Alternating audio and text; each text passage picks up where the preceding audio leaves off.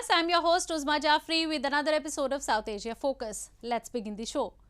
After the UK last week, New Delhi has carved out a major trade deal with the European Union this week when the two sides announced the formation of Trade and Technology Council to enhance cooperation at multiple fronts. European Union, which is the third largest trading partner of India, will provide greater market access to New Delhi, while India may provide duty concessions on several items.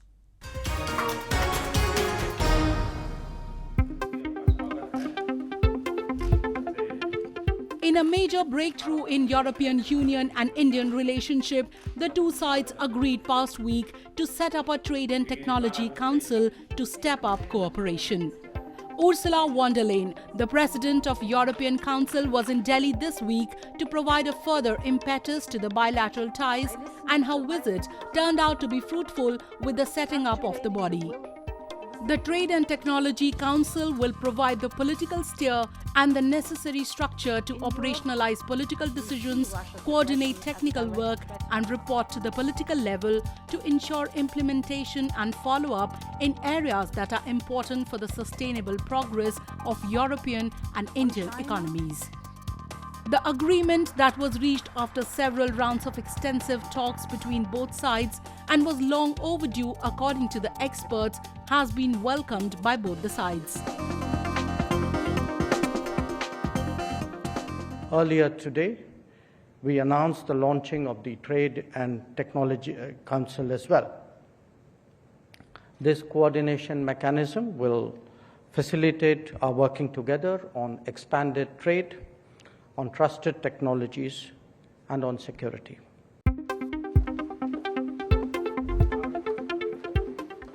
This is the first time India has agreed to set up such a Trade and Technology Council with any of its partners. For the European Union, it is only the second such body following the first one set up with the US. While the EU's key demands include duty concessions for automobiles, dairy products and wines and spirits, India is batting for greater market access in financial services and mobility for professionals. Ursula also acknowledged India's energy goals of adding 500 gigawatts of renewable energy to its electricity grid by 2030 to clean up air in its cities and lessen the rapidly growing economy's dependence on coal. India, the world's largest emitter of greenhouse gases, has pledged to cut emissions and have clean energy account for at least 40% of its installed capacity by 2030, up from 21.4% now, while looking to manage its energy appetite as its population becomes more prosperous. I think India and the European Union have a lot in common. I've looked at your goals to have 50% of energy coming from renewables in 2030.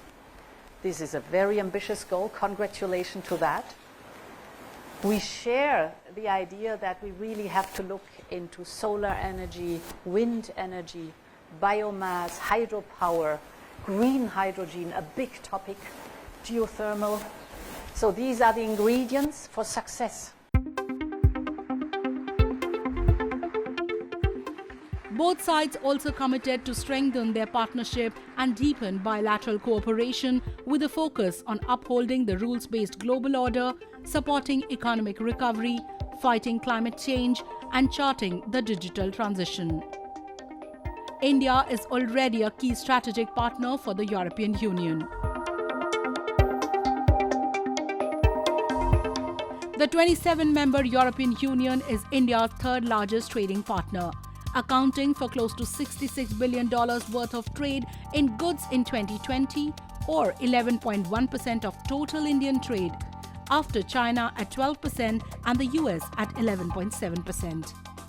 The European Union is the second largest destination for Indian exports, 14% of the total after the US.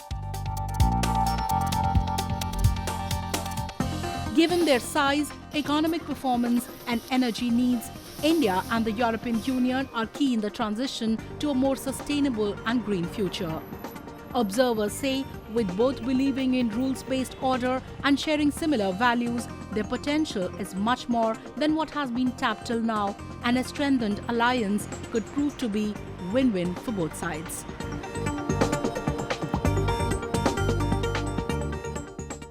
Moving on. People in Afghanistan are complaining that they are not receiving even the aid that is being provided to them by other countries. Recently, hundreds of them were seen lining up for the handouts distributed by a Saudi Arabian organization, but many more didn't receive anything. People in Afghanistan are on the cusp of acute poverty, with millions of them projected to fall in that category in coming months if the countries do not intervene with major support.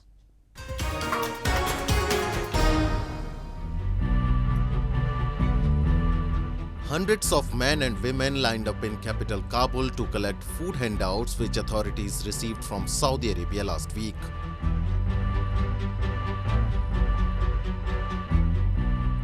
The $1 million project is funded by the King Salman Humanitarian Aid and Relief Center based in Riyadh, being run by a Muslim charity, and will cover 7 Afghan provinces. دغه پروژه چې د سعودي عربستان د حکومت لخوا په ځانګړې توګه د مرکز ملک سلمان چې په سعودي په ریاض کې موقعیت لري د هغه لخوا نه د دې فند ورکړل شوی ده. دا په افغانستان کې څه د پاسه $1 میلیون پروژه ده چې د توحید مؤسسې لخوا نه دا تطبیق کیږي. Some locals, however, complained that not all the aid had reached its intended destination, with some of it being detained by the Taliban, who took over the country last year after the Americans and their allies withdrew their forces. People in Afghanistan stand on the cusp of extreme food insecurity as their stores have dried up, production is not sufficient to meet people's needs, and enough support hasn't reached common people owing to international community's reluctance with Taliban at the helm of affairs. As per different international organizations, roughly 23 million people face acute food insecurity as Afghanistan also experiences its worst drought in 30 years. ما اینجا آمدیم به خاطر همین کمکی که سرامیاش بر ما کرده. ما دائم قدیر ما بیوستم، 7 تیم دارم، کرای خانه میتم و بسیار مشکلات ها رو بروستم بیادرکم. این مشکلات ما کس رسیدگی نمیکنه. هیڅ څوک زما فریاد نه اوري، چې وکم میډم چې په کور کې ماشومان وهي منګه بد ورځ کوي، بیخي زمونږ وضعیت خانه ده، هیڅ څوک زمونږ فریاد نه اوري. او بس دغه ته کومک د پاره راغلم، دوسه د خدای خو کې چې اولین ځل موږ سره کومک وکړو. Although a number of countries and global bodies have reached out to assist Afghans in these testing times, it is the India's continued humanitarian assistance that has so far stood out. Under a memorandum of understanding signed with the World Food Programme for the distribution of wheat within Afghanistan, India has been sending wheat consignments at regular intervals to Afghans. India has already supplied 500,000 doses of Covaxin vaccines and 13 tons of essential life-saving medicines to Afghanistan. India has been pitching for providing unimpeded humanitarian aid to Afghanistan to address the unfolding humanitarian crisis in the country. India has also been pitching for the formation of a truly inclusive government in Kabul, besides insisting that Afghan soil must not be used for any terrorist activities against the country.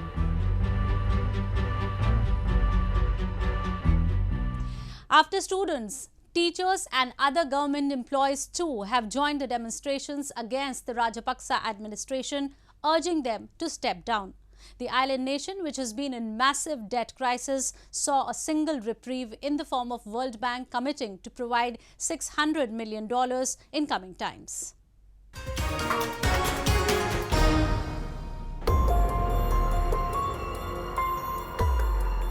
Schools remained shut and train stations wore deserted look as teachers and train drivers joined mass walkouts demanding President Gotabaya Rajapaksa's government to quit over Sri Lanka's worst financial crisis in decades. Hundreds of employees from Sri Lankan state-run banks, most wearing black and carrying black flags, also joined other bank trade unions in a protest march to the president's office as thousands of people took to the streets around the country.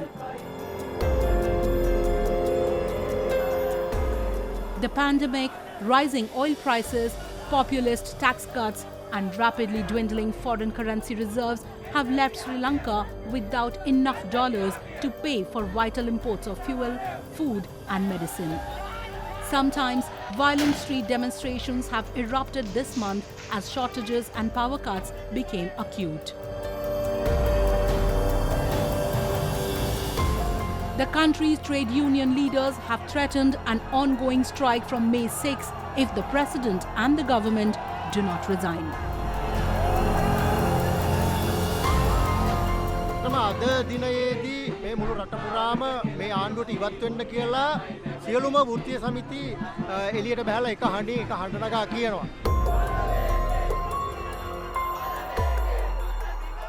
Thousands of university students in Colombo hit the streets to demand President Gotabaya Rajapaksa and Prime Minister Mahinda Rajapaksa to step down.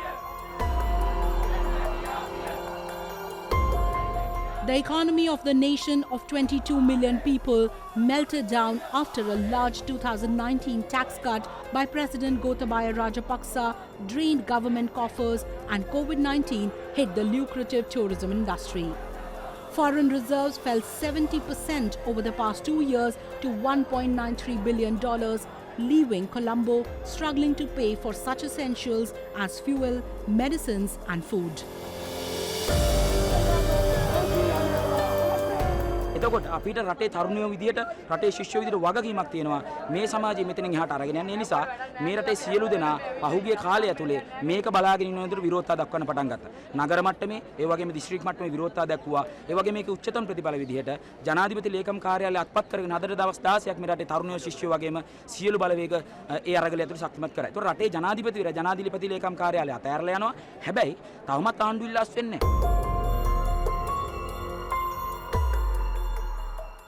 Meanwhile, the World Bank has agreed to provide Sri Lanka with $600 million in financial assistance to help meet payment requirements for essential imports.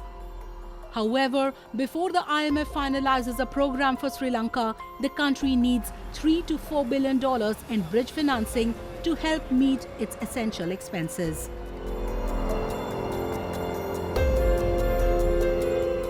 Colombo hopes it can conclude the IMF aid talks in about 6 months, but it cannot control how long negotiations will take.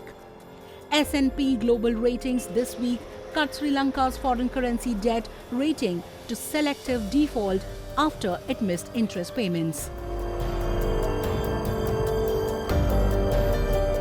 Analysts say social unrest, political uncertainty, and a complex web of creditors could scupper Sri Lanka's push for a swift overhaul of its $12 billion overseas debt.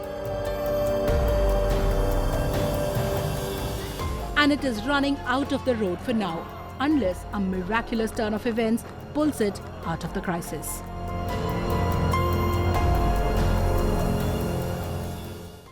Time now for Asia This Week, the stories from across the continent.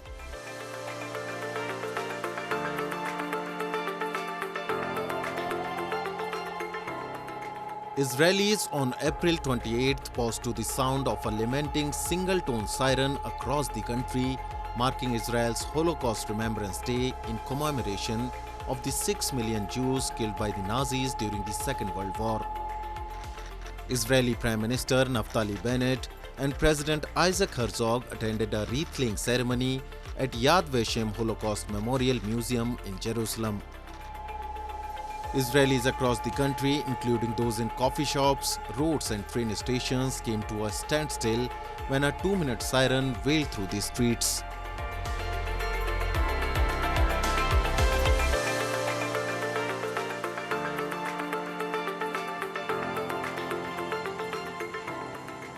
Indian External Affairs Minister Subramaniam Jaishankar was in Dhaka this week for what has largely been described as laying of groundwork for the significant meeting between the Prime Ministers of two countries later this year.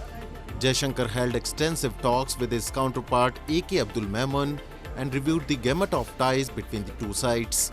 Jaishankar also exchanged views with the Bangladesh PM Sheikh Hasina on bilateral, regional and international issues of mutual interest. He also conveyed Prime Minister Narendra Modi's invitation to her to visit India later this year. The two countries have held regular meetings at the highest level to keep pushing their ties towards North. Bangladesh, which recently celebrated 50th anniversary of its independence, has signaled towards a strong relationship with India. The two countries hope to see the early commissioning of many projects, including in the power and energy sector and in connectivity, and India is looking forward to stronger sub-regional cooperation in several areas. The two countries are also looking at the resumption of cross-border bus and railway services.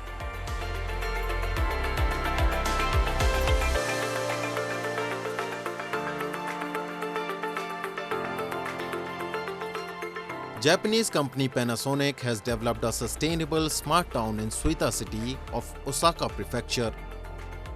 It is the third town after Fujisawa and Tsunashima in the Kanagawa Prefecture that has been developed in this manner. It has been developed with the cooperation of residents, local government, administration, university and partner companies. The smart city has optimal facilities like a condominium, a service apartment, a shopping center and a childcare facility. Panasonic has declared Japan's first renewable energy 100% town, supported by virtually 100% renewable energy from Kansai Electric Corporation. Receiving of electricity from outside is undertaken by regular and spare 2 lines. This residence is for elderly people. Supporting maintenance of health based on personal data is available. It includes recommendation of ingredient of meal. Careful watching of elderly person is the characteristic of this town. Daily behavior data is gathered by sensing technology. It enables original care program and supporting elderly persons' healthy life. The town offers a comfortable lifestyle and proper safety arrangements, including a daycare center, a community space, rental electric bicycles and 4K security cameras. Residents of Suita Sustainable Smart Town can get safe and satisfactory life. It is the happiest life provided by Panasonic.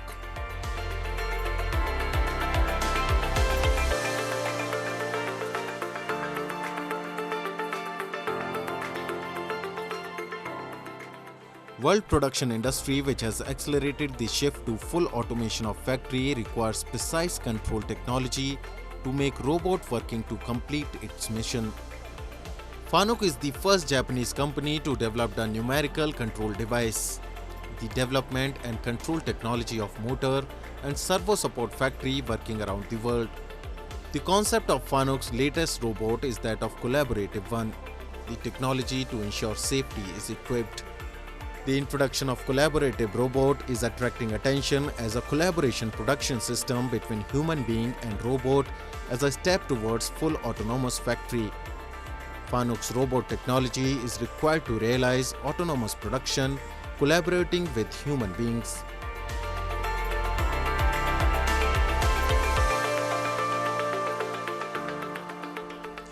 Moving on to India's showbiz capital, Mumbai, that recently hosted the 40th edition of Hunar Haat.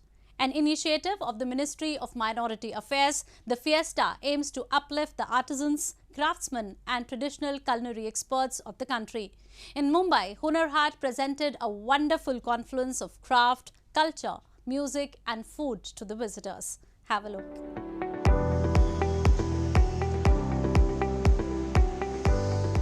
Organized with the theme Craft, Cuisine and Culture, the 12-day-long Hunar Haat in Mumbai became a one-stop shop for credible and high-quality Swadeshi products.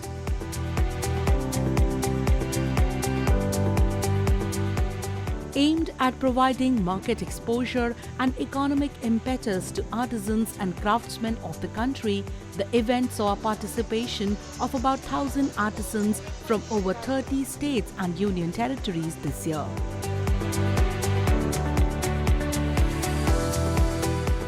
From handmade cloth bags to bronze and bamboo home decoration items, a number of products were displayed at the Haat, leaving visitors spoiled for choice.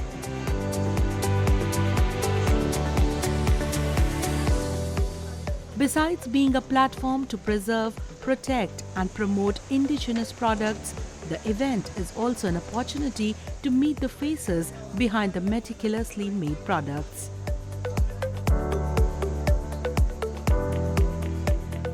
Orissa एक बहुत cultural heritage से भरा हुआ है, आप सब जानते होंगे।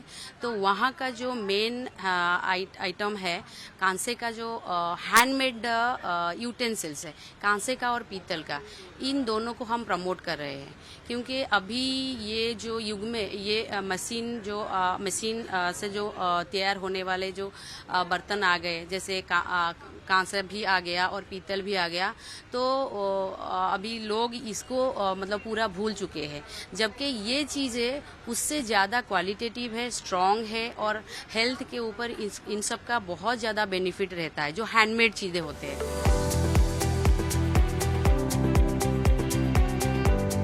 As no festival or event in India is complete without food, Hunar Haat also set up a number of stalls offering several delectable items to relish.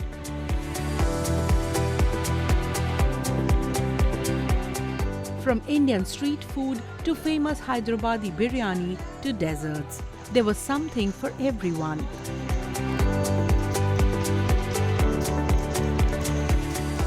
Hunar Haats are being organized in all parts of the country with the resolve of vocal for local and strengthen the idea of Atmanirbhar Bharat.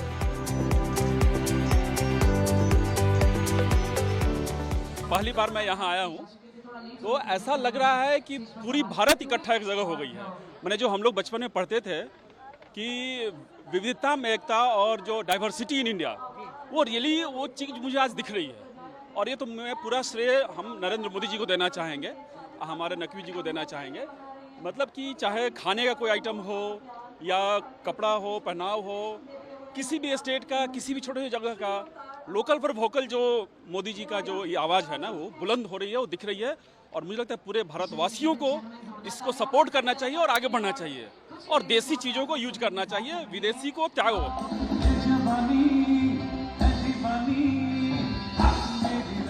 Besides promoting craft and food, Hunar Haat also enticed the visitors with its musical and cultural program.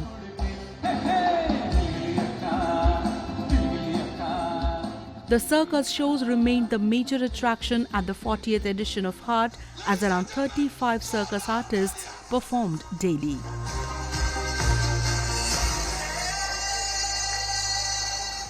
Just within a short span of 6 years, Hunar Haats have been successful in providing employment opportunities to more than 950,000 artisans and craftsmen across the country, among which 50% are women. They are held as part of series of 75 Hunar Haats that are being organized under Azadi Ka Amrit Mahotsav to celebrate India's 75 years of independence.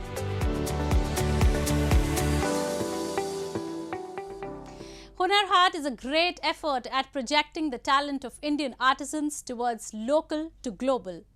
With that, we come to the end of this week's episode. See you next week. Goodbye and take care.